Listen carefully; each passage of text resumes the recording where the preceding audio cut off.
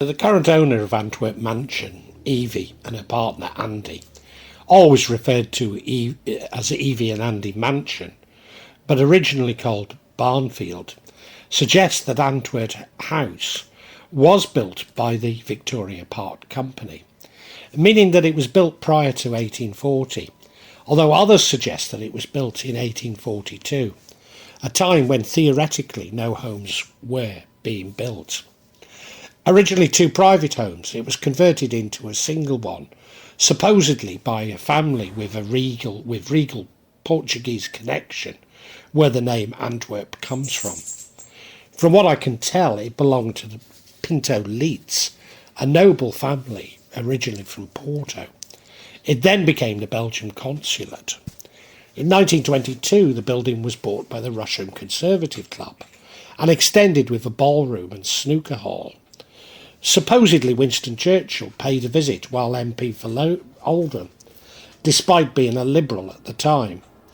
The mansion clung on to life by selling off architectural assets and officially opened as a nightclub.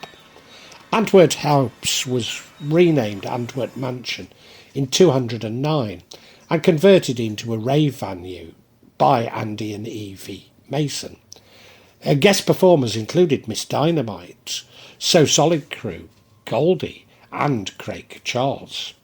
The club shut in 2018 after it was issued a closure notice by Manchester City Council's planning department. There would be many reasons why the council decided to finally close it, but one of the more bizarre theories is that a flatmate of an art student, Lucy, accidentally left one of her paintings in the window which faced onto the street. The painting was called a double, and I don't think I can say the word, but ale. Penetration was deemed too risky for public consumption.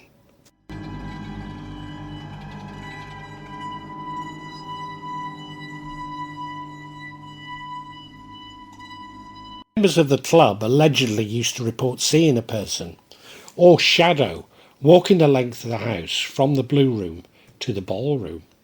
Also allegedly by the late 1970s, stories focused on the smaller bedroom, I think also known as the red bedroom. At the time it was used for storage of much of the original furniture, including a rocking chair that used to rock by itself. There are numerous reports of people encountering unexplained flashes of light in dark rooms, as well as the appearance of movement out of the corner of the eye. But when you turn to look, nothing is there. It's also common for people to feel like they're being watched by an unknown element or presence, with staff also experiencing strange noises when nobody else is around. In 2016, many clubgoers reported being the last ones to leave when the lights came on, also reported being touched and pushed from behind, but when they looked around to see who the culprit was, saw only bar staff clearing up. Other reports are that there's a dark energy lingering in the basement that is angry and can leave its impression on people. A man, after leaving the basement area, headed back up the stairs and went outside the building and started to stab a man who he didn't know. This behaviour was totally out of character for the man, and he'd never had any previous history of being so violent. Others have reported someone running up the stairs, glasses smashing, knocking, tapping and humming.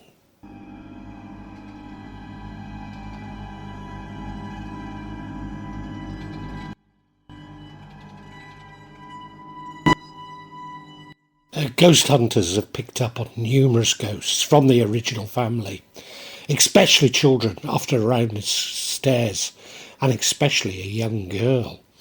And the ballroom. A child is also believed to have fallen to his death through the skylight when it was a conservative club. Also an old man is seen in the ballroom. But the most malevolent spirits seem to have come from the time as a conservative club, with a suggestion that many bodies are buried in the cellar. Even that the building had been used for BDSM, possibly paedophilia, murder and even satanic sacrifice. Certainly Manchester has always had, and still does to a lesser degree, gentlemen's club where women, probably pea-toots, entertained the members. I would not be surprised if women had indeed been brought to the club, maybe even to its cellar. Ghost hunters also picked up on malevolence in what is known as the Red Bedroom. But some American ghost hunters developed this to a bizarre level, claiming to women to have been tortured in the mansion, describing a satanic cult of hooded men engaged in ritual abuse, bestiality and killing women, even mentioning the disputed Jacobean rite of Republican marriage, whereby a naked man and woman would be drowned together, insisting that there were unfound bodies in the basement, the garden, and a hidden room.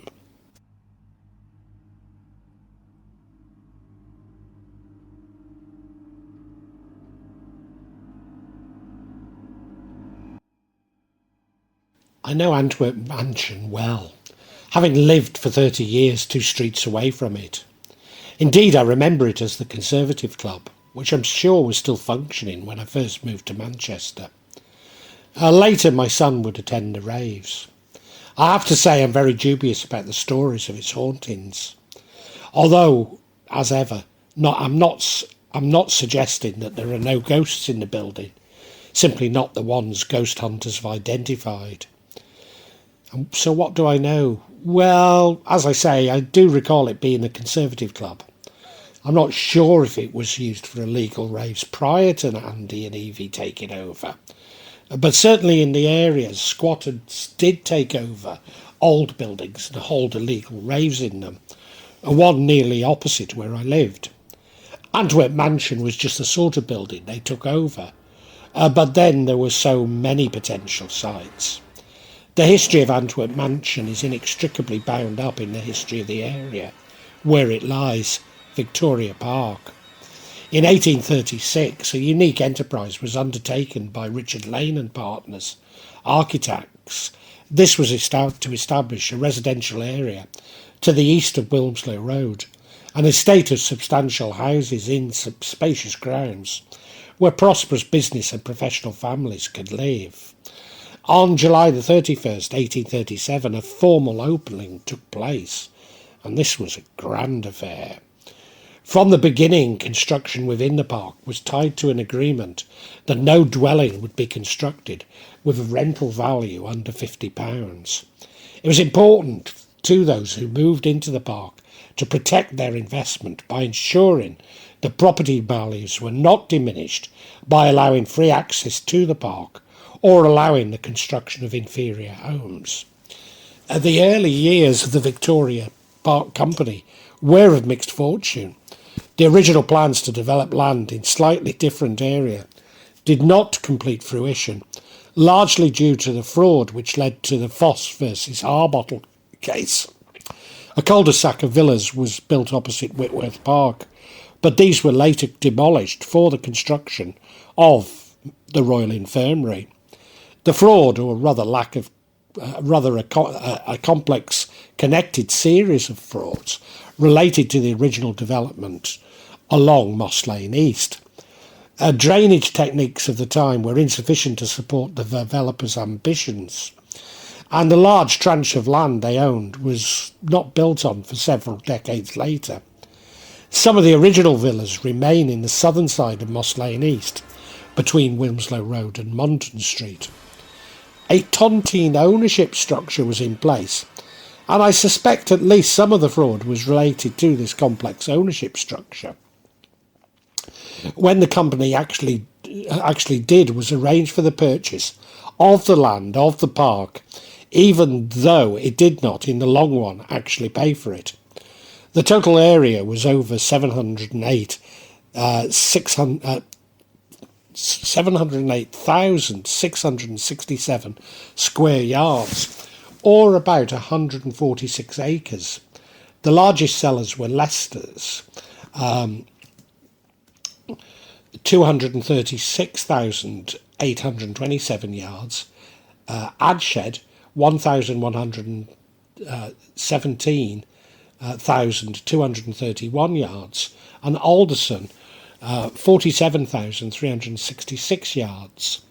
Much of the land in the park belonged to John Dickinson, the owner of the Birch estate, from whom Dickinson Road receives its name. Before the company was formed, he sold some of the land on chief to others, who in their turn sold it to the company, and who in some cases bought it back with the restrictions and advantages which became attached to land in the park. Lodges and gates were erected and several houses were built, some of which still exist and are in use.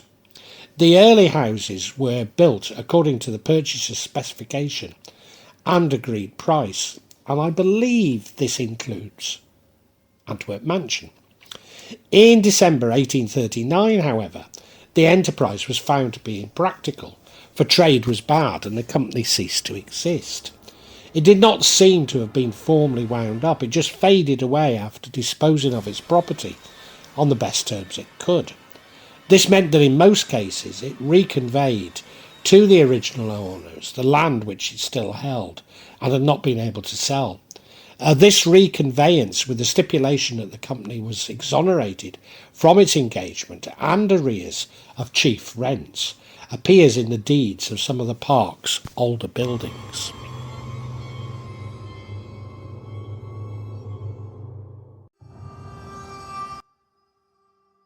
On February the 19th, 1945, a meeting of landowners was held, and it was decided to form a Victoria Park Trust, with the object of carrying out the original plan for its preservation as a private park. The focus of the second successful phase shifted to better quality land, now known as Victoria Park. Professional people moved into these large houses, and from the earliest days a wide variety of nationalities was represented, and notably a wealthy Prussian.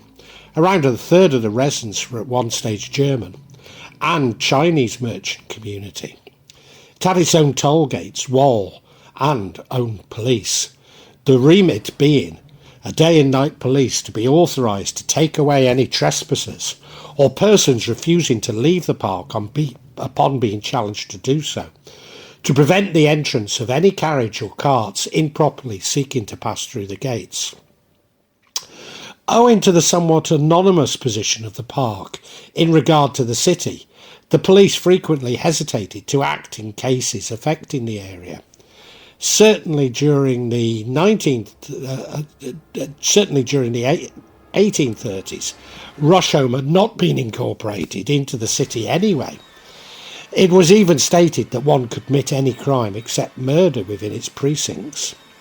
In 1935, therefore, with the full concurrence of the Trust Committee, a definitive declaration was introduced into the city's Parliamentary Act, which removed any doubts and placed the park under the same police supervision as the rest of the city. By 1850, about 50 houses by various architects had been built. In 1850, it stated that 65 houses had been built and 390 persons were already living in it.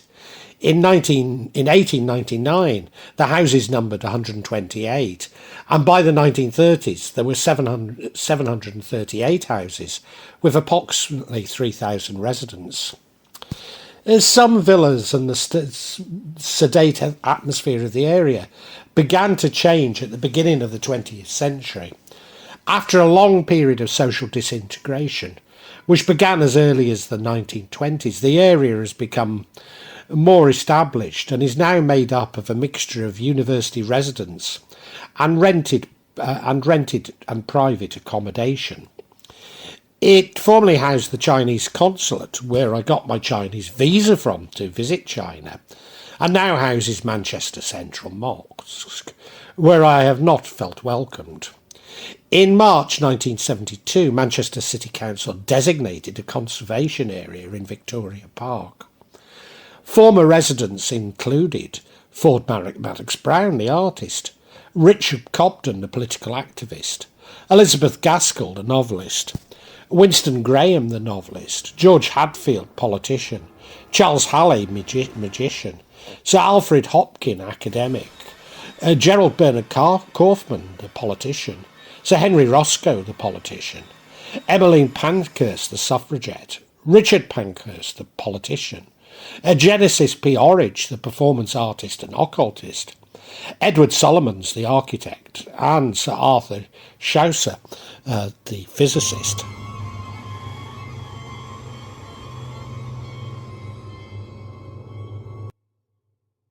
He presents himself as someone attempting to save this important building, just as John and his daughter Caroline Humphreys did at the ancient Ram Inn in Wootton under Edge in Gloucestershire. Like John, Andy really hasn't improved the building, despite being on a mission to save it. Indeed, the raves probably caused great harm to Antwerp Mansions, whilst I doubt if Caroline's Northern Soul all-nighters caused much harm. It's now used as an arts venue and for photo shoots, resulting in there being BSDM equipment on prominent display in some rooms.